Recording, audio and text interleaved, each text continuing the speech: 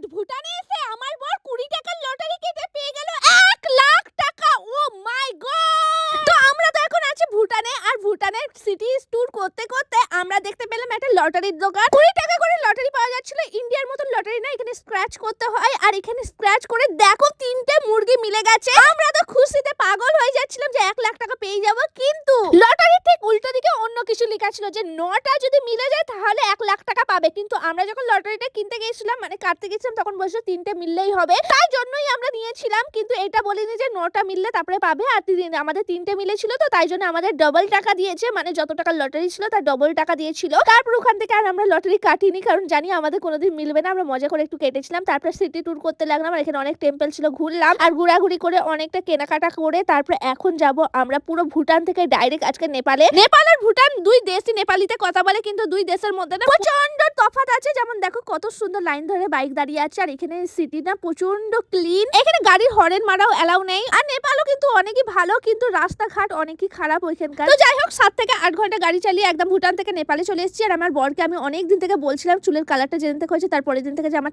কালারটা চেঞ্জ করে দাও। কালারটা ঠিক মতন হয়নি, তাই একদম বিচ্ছিরি লাগছিল, আর চুল পুরো ড্যামেজ হয়ে গেছে আমার। তাই জন্য আমি বলেছিলাম আমার শ্বশুর বাড়িতে, নেপালে বাড়িতে ঢোকার আগে আমার কালারটা চেঞ্জ করে দেবে, না হলে আমি বাড়িতে যাব না। তাই জন্য আমি নেপালে ঢুকে প্রথমে আগে স্যালনে এসেছি, আর এটা হলো নেপালের স্যালন। তারপরে এখানে আমি কালার চেঞ্জ করে রাত 10টার সময় আমি বাড়ি গেছি।